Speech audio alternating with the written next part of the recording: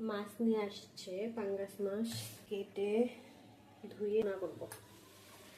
পাঙ্গাস মাছ কার কার পছন্দ, ভেজে নিয়ে তারপরে মশলাগুলো দেবো। ওই জন্য পেঁয়াজটা একটু বেশি দিব, যেহেতু ভুনা করব। মাছের যে তেলটা থাকে না, এটা পেঁয়াজের সাথে আমি ভাজে নেব, মানে এটা গলে যাবে।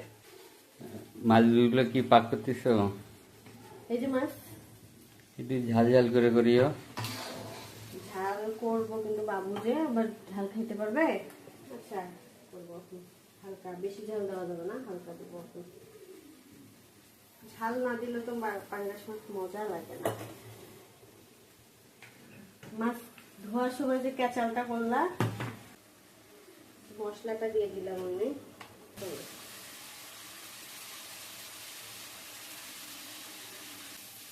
আমি কি লবণ দিচ্ছি, ভুলে গেছি। গল্প করতে করতে লবণ দেওয়ার কথা ভুলে গেছি।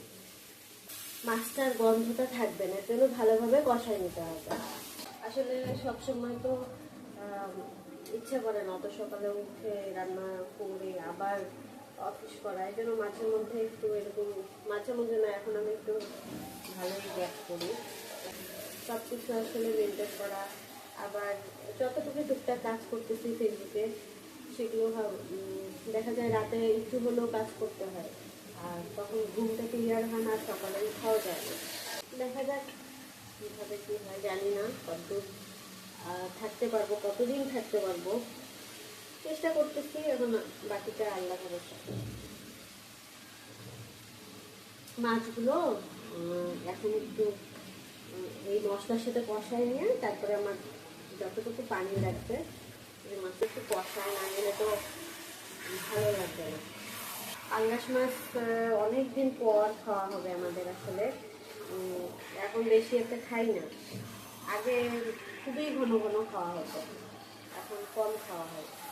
কালারটা কিন্তু অনেক সুন্দর আসছে, মোটামুটি হচ্ছে। বেশি বেশি নাড়াচাড়া করলে আসলে ভাঙে যাবে মাছগুলো, এই জন্য আমি আস্তে আস্তে নাড়তেছি, আস্তে একটু কমে দিচ্ছি।